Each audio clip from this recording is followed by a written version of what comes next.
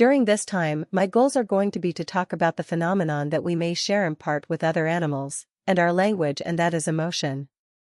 And also talk about some new technology, brain imaging, functional magnetic imaging. And we try to answer some very old questions about how does motivation and emotion work. I'm going to put you with the scenario first, and some of you may be familiar with. This was developed by Pavlov over a century years ago. And in this scenario, the dog presented with the sound, the dog waits. And then feeds food powder, and this happened repeatedly. Things start to happen in the middle of the experiment there. Interesting things start to happen here. Pavlov's study was on the salivation of the dog. The salivation increases more time to paralyzes. But other things happened here, too. You have a dog move around here more, all kinds of things are going on here.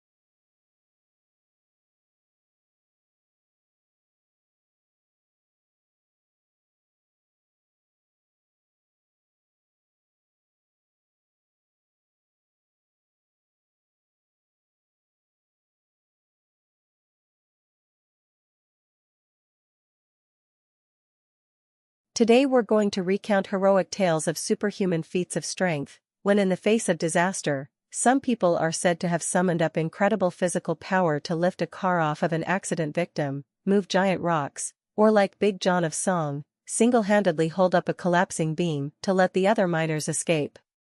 Are such stories true? There are many anecdotes supporting the idea, but we're going to take a fact-based look at whether or not it truly is possible for an adrenaline-charged person to temporarily gain massive strength. In proper terminology, such a temporary boost of physical power would be called hysterical strength. The stories are almost always in the form of one person lifting a car off of another. In each of these cases, some aspect of leverage or buoyancy probably played some role in reducing the magnitude of the feat to something more believable. And even lifting many cars by several inches still leaves most of its weight supported by the suspension springs. But our purpose today is not to debunk any of the specific stories.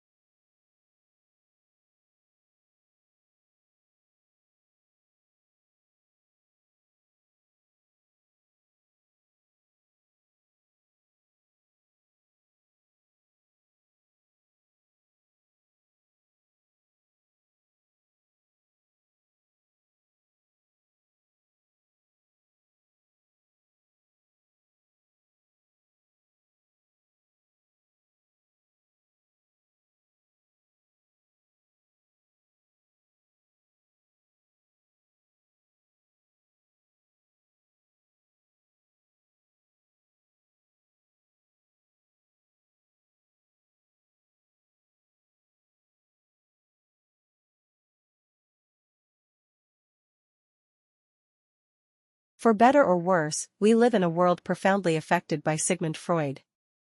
If I had to ask you to name a famous psychologist, the answer of most of you would be Freud. He was the most famous psychologist ever, and he had a profound influence on the 20th and 21st century. Some biographical information: he was born in the 1850s. He spent most of his life in Vienna, Austria, but he died in London, and he escaped to London soon after retreating there at the beginning of World War II as the Nazis began to occupy where he lived. He was one of the most famous scholars ever, but he was not known for any single discovery. Instead, he was known for the development of an encompassing theory of mind, one that he developed over the span of many decades.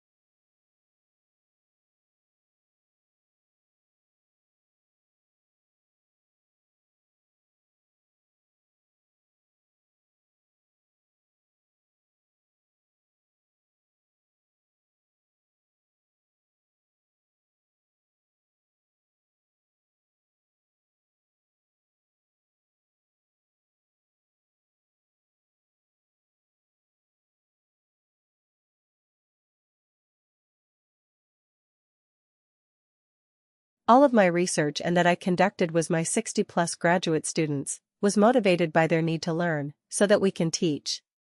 Of course, some inventions happened along the way, but I've always considered the end the result. And I always consider that this invention to be byproducts of the learning process. The end product for me was always better understanding, or when one really succeeded in unifying theory that can help us in teaching the subject. I've also looked at teaching as a vehicle to try new ideas of new ways to doing things on an intelligent group of learners. That is as the vehicle for the teaching research results. And in my experience, this kind of teaching is the most stimulated and motivating to students. I am also uncovered many interesting research problems is the cause of teaching assumption. It is this unity of research and teaching, their close connection, and the benefits gathered by exercising, and the interplay that to me characterizes the successful professor.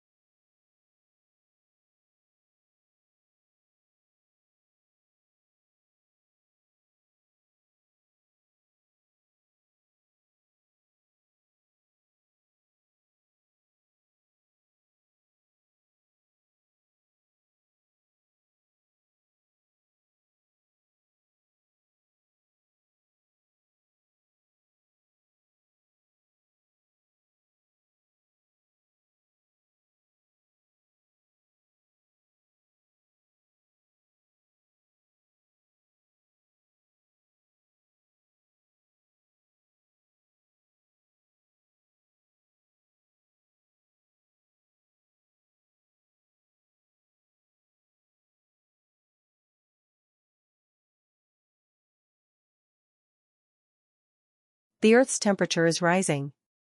And as it does, springtime phenomena, like the first bloom of flowers, are getting earlier and earlier. But rising temperatures aren't the only factor. Urban light pollution is also quickening the coming of spring. So temperature and light are really contributing to a double whammy of making everything earlier. Richard French Constant, an entomologist at the University of Exeter. He and his colleagues compiled 13 years of data from citizen scientists in the UK, who tracked the first bud burst of 4 common trees. Turns out, light pollution, from streetlights in cities, and along roads, pushed bud burst a full week earlier. Way beyond what rising temperatures could achieve. This disruptive timing can ripple through the ecosystem. The caterpillars that feed on trees are trying to match the hatching of their eggs to the timing of bud burst.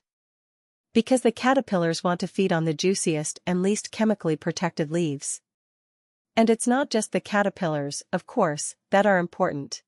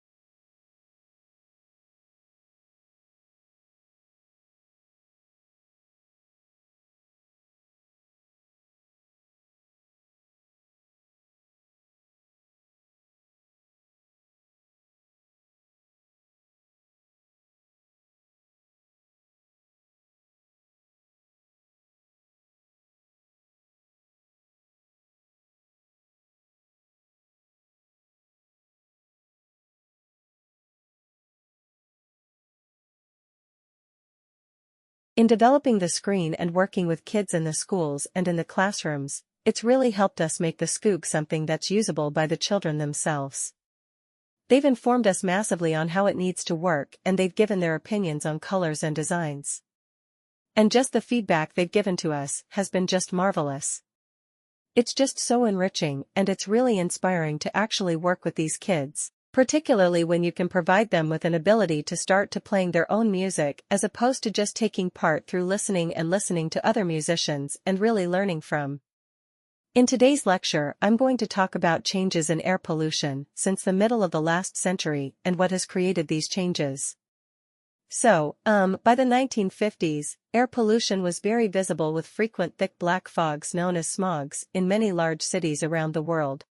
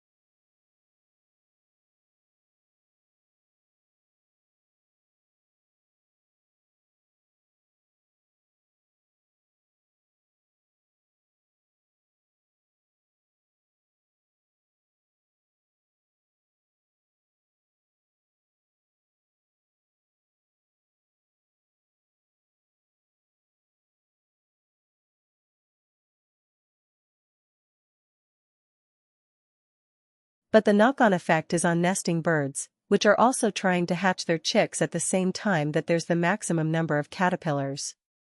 So earlier buds could ultimately affect the survival of birds, and beyond.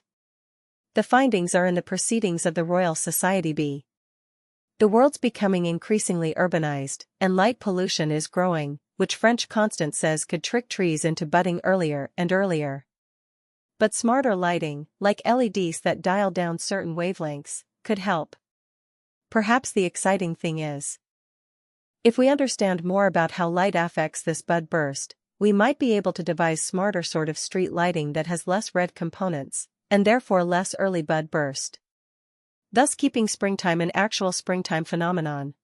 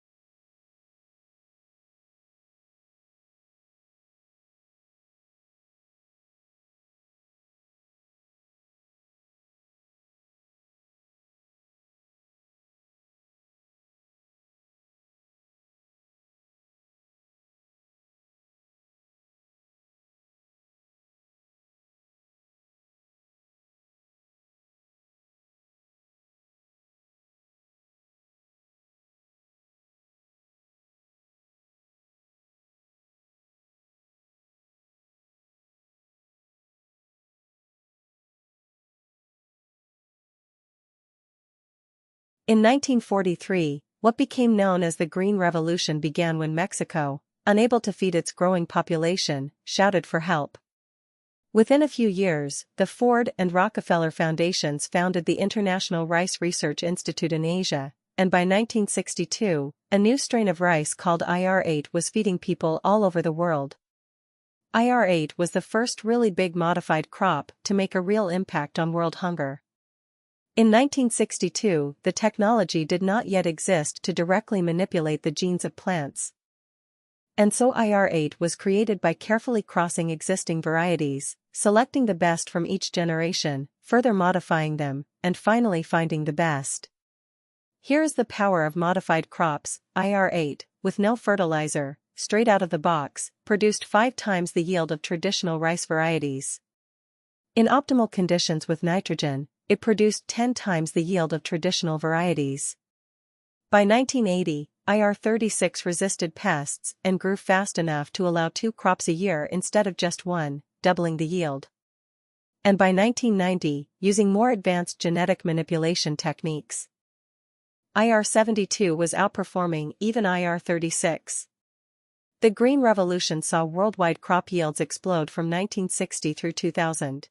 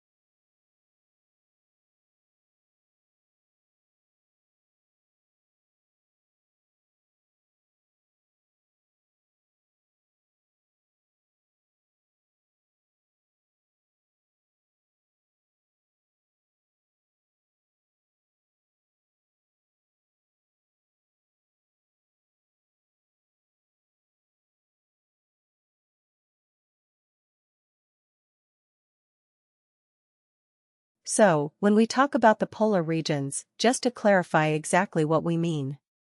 And we have first of all the Arctic at the top of the Earth and the Antarctic at the bottom, and so the Arctic was named after the Greek word for bear. Now surprisingly, it's not after the polar bears that live in the Antarctic or live in the Arctic, and based on it's after the Little and Great Bear constellations that can be seen in the sky. Now the Greek also hypothesized that there would be the Antarctic, which is how we get the name Antarctica, and of course it wasn't discovered until much later on. Now these regions are opposite in many ways other than just their names and their location on the globe, and so if we look at the Arctic first of all, and the Arctic is actually ocean surrounded by land, and so you can see here this is the UK down here and this kind of Russia, and then American Canada around here, and so there is a bit of land cover in our ice on the top in the Arctic, which is Greenland here and may see all this area here. Surprisingly, a lot of people don't realize that this isn't actually land. The North Pole isn't on land. It's just one big ocean.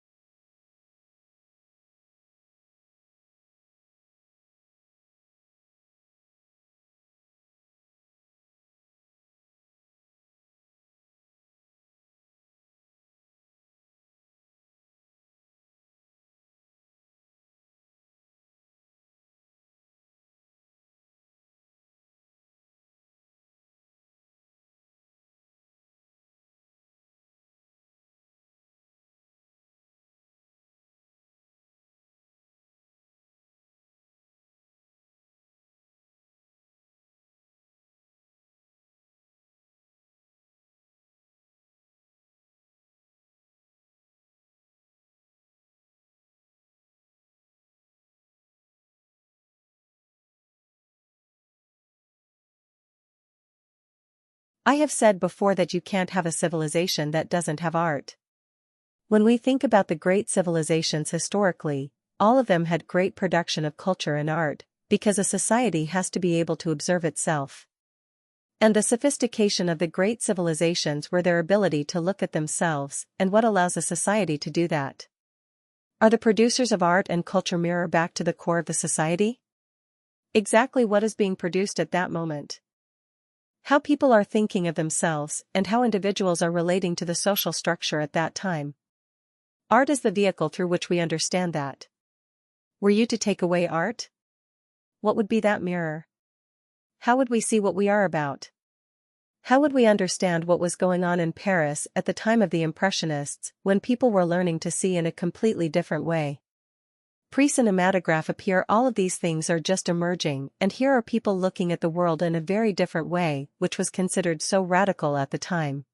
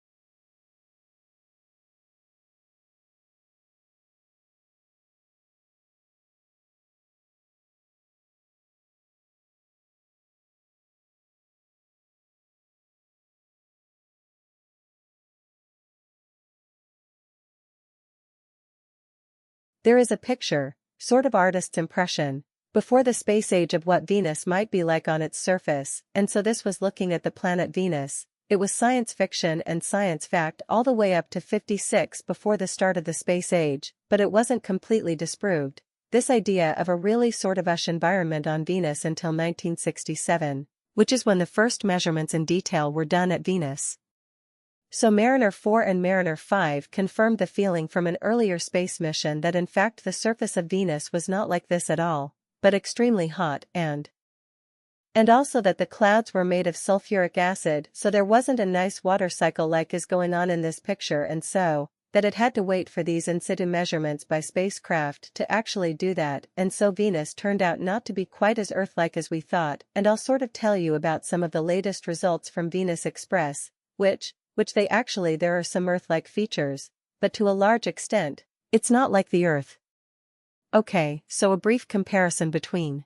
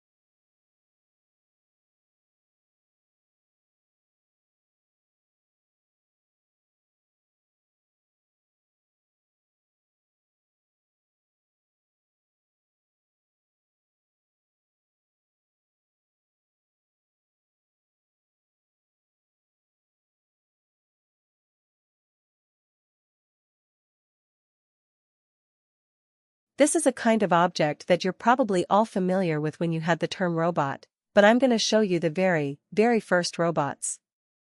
These were the very first robots.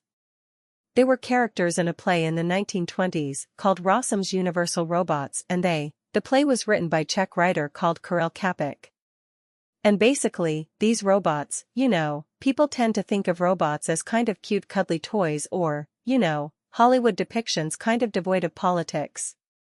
But the first robots were actually created and imagined in a time of absolute political turmoil. You just had the First World War, it finished, had a devastating impact across Europe, and so people are kind of reflecting on what does it mean to be human, what makes us human, those kinds of question.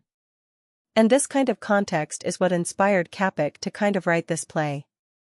And interestingly, these robots being human, they are actually in the play assembled on a production line, a bit like the Ford manufacturing production line. So even though they are human, they are assembled, and these robots are designed to labor. And that is their primary purpose in society.